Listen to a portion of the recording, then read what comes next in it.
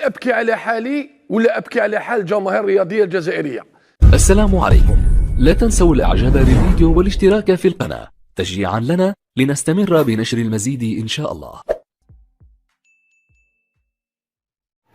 السلام عليكم ورحمة الله وبركاته. متابعي قناتكم تيفي، تبارك الله عليكم وتحياتي للجميع. في هذا الفيديو غادي نتكلم على المدرب الجديد القادم للمنتخب الجزائري. هو ماشي فايتلو بحال دابا درب المنتخب الجزائري وغيجي يدرب، ولا زعما قادم، زعما راه جاي في الطريق، راه قريب بحال دابا يوصل. يقدر يكون كيروش، يقدر يكون هيروش، يقدر يكون بيسيرو، يقدر يكون بوغرا، يقدر يكون بالماضي يخليوه كمدرب في حالة إلا ما لقاو حتى مدرب. ولكن بصراحة اللي صعيبة بزاف هو حتى الآن مازال ما لقاوش شي مدرب يدرب المنتخب الجزائري، المنتخب الكبير، المنتخب ديال الدولة الجزائرية، الدولة القوية، القوة الإقليمية، والقوة الضاربة، والقوة الهاربة. وهذا حتى الآن مازال ما لقاو. فين كاين المشكل؟ فين كاين المشاكل؟ شنو هو السبب؟ شنو هما الأسباب اللي حد الآن مازال ما لقاو مدرب اللي يدرب المنتخب الجزائري؟ سمعنا بزاف ديال الاسماء د المدربين، ولكن حتى الان ما كاين لا جديد، ما كاين لا قادم زعما لا جاي ولا شي حاجه. هو ربما جاي على عاودو ومازال ما وصل، ولا اعتر به العاود ولا شي حاجه من القبيل. هذه بصراحه كارثه للاتحاد الجزائري لكره القدم. ولكن الى حسبناها هي بالعقل وقلنا شكون هذا المدرب اللي يقدر يجي يخدم في هذه الظروف ديال الاتحاد الجزائري لكرة القدم مع جمال بلماضي؟ كيفاش بحال دابا واحد المدرب غادي يجي وغيقبل يجي يدرب المنتخب الجزائري هو على علم وعنده فكرة بأن الاتحاد الجزائري لكرة القدم مازال ما لقى حل مع المدرب جمال بلماضي، المدرب القادم زعما اللي صيفطوه بحالاتو. يعني مازال ما فكوا معاه، مازال كيساينوا جمال بالماضي يقدم الاستقاله ديالو، يتنازل على الحقوق ديالو وعاد يمشي بحالاتو. دابا تيسحاب لهم هذا الشيء هذا، راه ما واصلش للمدربين اللي باغيينهم يجيو يدربوا المنتخب الجزائري، ما عندهمش علم بهذا الشيء هذا، ما عندهمش فكره على هذا الشيء هذا، ما عارفينش على هذا الشيء هذا. يعني هذا المدرب اللي او المدربين اللي تواصلوا معاهم، وهاد المدربين مثلا ملي غيبحثوا ويلقاو المشكل ديال الاتحاد الجزائري مع المدرب جمال بلماضي ما تحلش وتيعيشوا هاد المشاكل هادو، واش غادي يقبل بحال دابا يجي يدرب في الظروف هادي؟ يقول مثلا هكا بهاد اللغه.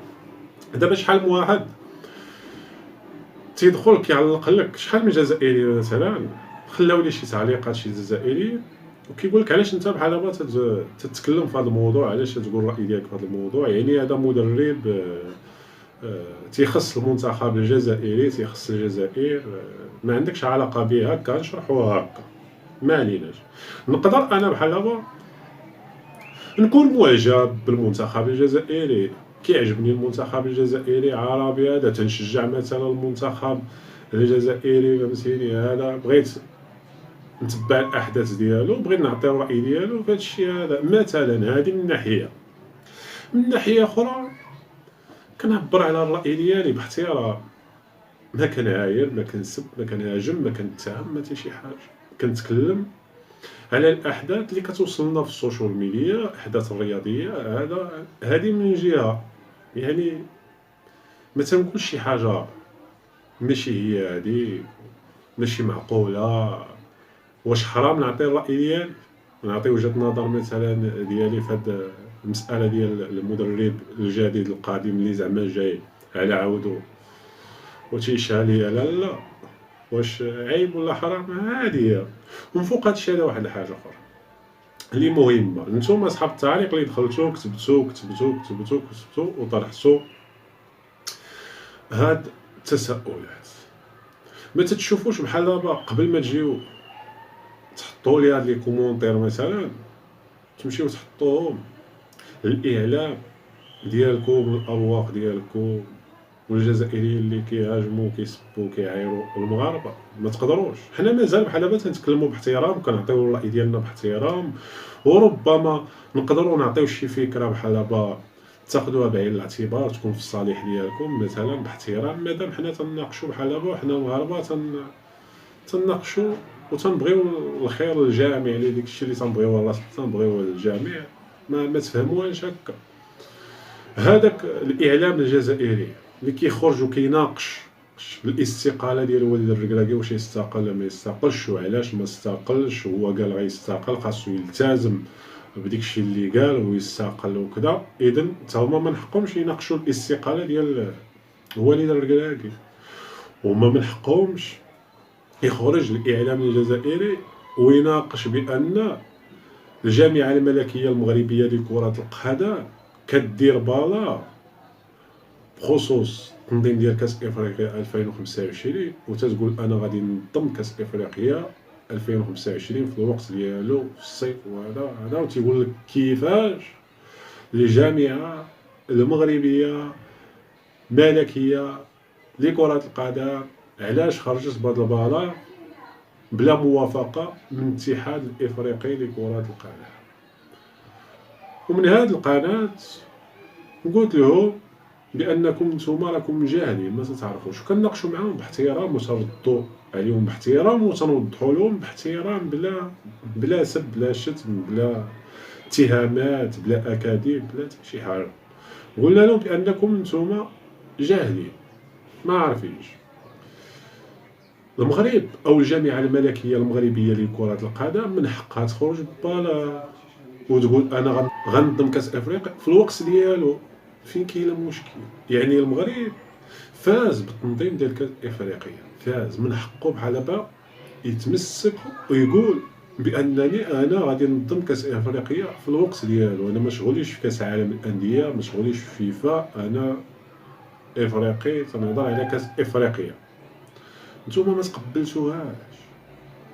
المغرب مستعد ينظم كاس افريقيا في الوقت ديالو، كلشي واجد.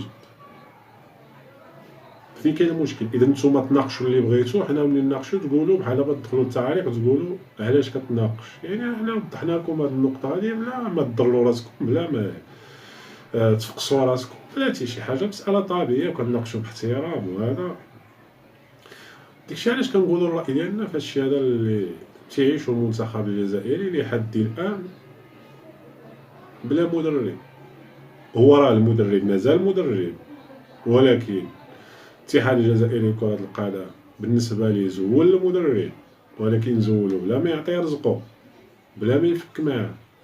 اذا كيف قلت بحال دابا هاد المدربين اللي غتفاهموا معاهم وتواصلوا معاهم وكذا اكتشفوا هادشي هذا. نتوما ما فكيتوش مع مدرب جزائري ديالكم، مواطن جزائري منكم، وما درتوش معاه الحل وما عطيتوش رزقو، وبغيتو بحال دابا يتنازل على الحقوق ديالو. هو اللي اجنبي شنو غايقول؟ غيلقى حتى هو يقول نلقى معاهم مشاكل ونعيش معاهم مشاكل وكذا وهذا. اذا فين غنزيد انايا؟ فين نزيد؟ انا خصني نخدم كلشي واضح وباين، ندخل على المنتخب ما يكونش مازال عنده مدرب وعنده مشاكل مع الاتحاديه الجزائريه لكرة القدم، مازال ما صفاو، مازال العقد كيربطوا بالمنتخب، مازال هادشي هذا، وانا ندخل مدرب واش هادشي هذا تخربيق. الناس يسحابكم كتخدم في العشوائيه وكتخدم في التخربيق وكتخدم في الحوار وغير اجي تدرب صافي راه يجي يدرب. لا، الناس يقول لكم بحال دابا فكوا بعدا، وديك الساعه نتناقشوا نشوفوا الاهداف ونشوفوا هذا ونشوفوا شنو غنديروا، واش نتأهلوا كاس العالم ولا نديو كاس العالم ولا نديو كاس افريقيا ولا كذا ولا هادي. واش نتوما ما هادشي هذا حنا اللي تناقشوا تنبغيو نوصلوا لكم، ما عليناش. هي المهم نتوما ما تفكروش راسكم وما يبقاش فيكم الحال، مادام الحمد لله حنا تنعطيو الراي ديالنا وتناقشوا باحترام. ما شفتوش الاعلام ديالكم اتهامات القجاع المغرب كلاسه السيطره على الكاف دير فعل هادشي هذا ما شفتو غير واحد تيعلق بحال هكا وتيقول الراي ديالو هذا باحترام بلا كذوب شي حاجه كيناقش داكشي اللي واضح. يعني خصكم تقبلوا بحال هكا، يعني ما تكونوش كتحسوا بالنقص وهذا. واش الهضره تضركم حتى لهاد الدرجه؟ الحقيقه ما تبغيوش تقبلوها، صعيبه عليكم، اذا هي هذه، اذا ما تتقبلوش الصراحه. المهم ما عليناش، نسمعوا كمال مهدي كيفاش كيتكلم بحرقه على المدرب الجزائري الجديد القادم، زعما اللي غادي يجي وراه جاي في الطريق وقريب يوصل، ولكن الا فكيتو معاه بالماضي وعطيتيه رزقو، الغاز والبيترول راه موجود، الدراهم موجودين، فهمتيني، عطيوه رزقو هذا وبينوا بانكم كبارين باش تشجعوا شي مدرب يقدر يجي يدربكم. نسمعوا السي كمال مهدي. هل ابكي على حالي ولا ابكي على حال الجماهير الرياضيه الجزائريه اللي حصلت مستقبل البلد ومستقبل ابنائها ومستقبلها الشخصي بهويه الناخب؟ هل سيبقى الناخب السابق ام سيذهب ام سيكون هناك اسم اخر؟ عندما نربط حياتنا اليوميه بهويه المدرب القادم للمنتخب الوطني تاع كره قدم، مباراة في كرة قدم، قد نخسر في منافسة، قد نفوز في منافسة، قد نتعادل في منافسة. هل أبكي على حالي أم أبكي على حال الجماهير الرياضية الجزائرية اللي أضحت تمشي وراء نزوات المواقع التواصل الاجتماعي؟ لا، ما تبكيش بحال هكا. علاش تبكيو؟ غتبكيو على داك الشيء اللي زرعتوه واليوم كتحصدوه. اللي زرعتوه اليوم كتحصدوه، كتدفعوا الثمن ديال داكشي اللي تديروه للمغرب، ولكن نتوما ما حاسينش براسكم. السؤال المطروح اللي خاصكم تطرحوه على راسكم، علاش لحد الان حنا ما لقيناش المدرب؟ ما كايناش المصداقيه. يعني ملي تنقولوا العالم كيعرفكم شكون نتوما، راه ما تنكذبوش. العالم تيعرف الحقيقه ديالكم، كيعرف السياسه ديالكم، كيعرف الدبلوماسيه ديالكم، كيعرف كلشي ديالكم العالم. واش عرفتوا شنو هو السبب؟ يعني داكشي اللي زرعتوه كتحصدوه، وهذه هي النتيجه. ما بقاتي شي واحد تيثيق فيكم، لا رياضيين ولا مدربين ولا سياسيين ولا دول ولا ولا ولا وحدين اللي كيثيقوا فيكم. شكون هما اللي مصلحتهم فيكم، ولكن على ما يقضيو المصلحه ديالهم وغيتخلاو عليكم كيف قضاوها قبل منهم وتخلاو عليكم قبل منهم. هادشي هذا اللي خصكم تقولوا. علاش؟ حنا ما كاينش الصفا، ما كاينش المعقول، كاين الخوار، كاين الكذوب. العالم شنو تيشوف؟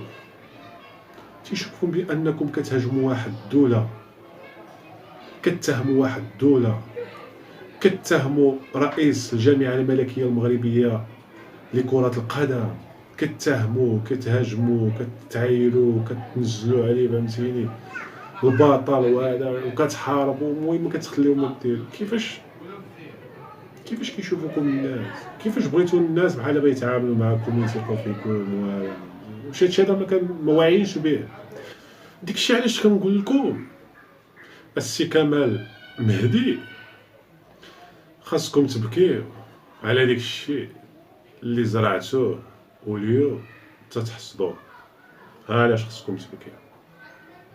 بما أن اليوم هذا الفضاء الأزرق أضحى يروج لأسماء ويقود السفينة في أي اتجاه كان، والناس اليوم راه يتبع، الناس راه يتبع، ونسيت ربما حياتها اليومية، نسيت دراسة أبنائها، نسيت حياتها اليومية، نسيت مشاكلها اللي لازم يعالجوها، سواء كانت عائلية، سواء كانت مهنية، سواء كانت صحية. على جال شنو ننتظر؟ نسيتي الناس، نسات حتى الطابورات، وكتساين المدرب الجديد القادم، زعما اللي جا في المهدي المنتظر. من هو الناخب القادم للمنتخب الوطني؟ صرحوا نفوسكم ووزنوا روحكم في المرآة. هل نحن الارجنتين؟ هل نحن البرازيل؟ حنا الجزائر خويا العزيز استقلينا ب 62 منتخب وطني عرف تألق وعرف ايضا اخفاقات. لماذا اليوم هذه الضجه وكاننا مش نلقيتش المصطلح. شغل حنا اللي البلد كره القدم خرجت منها بعد كره القدم كانت تاعنا واختراع كره القدم كانت تاعنا وحنا دينا لي كوب دي موند ودينا الكؤوس ودينا كلشي.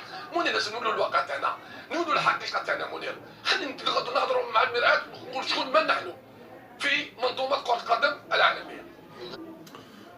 نيشان هذه هي الحقيقة. ما فقس راسو كمال مهدي بزاف مسكين ومفقوس على الشعب الجزائري والجماهير الجزائرية اللي كتسير المدرب الجديد القادم اللي زعما جاي وراه قريب يوصل. ماشي مسألة السي كمال مهدي، مسألة بحال دابا نتوما ماشي برازيل نتوما ماشي أرجنتين لا ماشي مسألة هادي. وكان بحال دابا مسألة ساهلة وواضحة، غير منين بحال دابا تخليتو على جمال بولماضي زعما الاتحاد الجزائري لكرة القدم منين صافي سالت مع جمال بولماضي تعطيه الدراهم ديالو تقول له شكرا ليك بطريقه زوينه هذا فهمتيني. جمال بولماضي غيمشي بحالاتو مادام تأديو له داكشي اللي في العقد ديالو.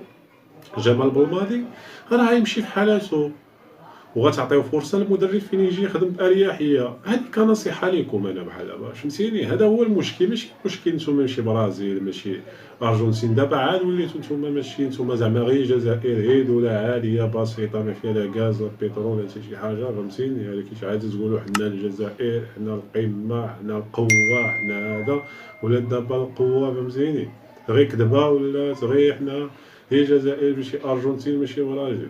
انا كيف قلتها كنصيحة بحال دابا من هاد القناة المتواضعة يعني فكوا مع بالماضي فكوا معاه ما باغيينوش عطيوه رزقو كامل. ماشي ما عندكمش راه عندكم الغاز والبترول هذا الدراهم هاديك الشيء كتخسروا على الجماعة الإرهابية الجزائرية البوليزاريو هذا واش مسكين. اللهم في جمال بالماضي ولد البلاد وهذا بدا معكم لقب على الأقل بحال دابا فكوا معاه وجيبوا المدرب اللي بغيتو. هذه راه حاجه باينه والشعب الجزائري غادي يفرح وغادي يعرف المصير ديال المنتخب الجزائري مع من شكون مدرب واش هذا هو اللي كيمشي. شي حاجه صعيبه ما تحمقوش راسكم بحال دابا وتنساو الطابورات وتنساو الازمه وهذا تبقاو شكون هذا المدرب. الجماهير الجزائريه الشعب الجزائري باغي جمال بولماضي يبقى، نتوما ما باغيينوش عطيوه رزقو صافي. هادشي هذا اللي بغيت نقول من هذا الفيديو. بغي هذوك الناس ما تفقسوش راسكم بحال دابا حتى هضرنا وهذا حنا الحمد لله تكلمنا باحترام عطينا الراي ديالنا في عالم كره القدم هذا فهمتيني. بس بهاد الاحداث هذا كتوصلنا كاينش كاع هذا المشكل كاينش مشكل غير نتوما فاقسين راسكم ومعصبين راسكم وما تتقبلوش الصراحه. وفعلا الانسان اللي تيكون بحال دابا ضعيف وهذا ما تيتقبل الصراحه تضر على الانسان. والسلام عليكم ورحمه الله وبركاته. السلام عليكم. لا تنسوا الاعجاب بالفيديو والاشتراك في القناة تشجيعا لنا لنستمر بنشر المزيد إن شاء الله.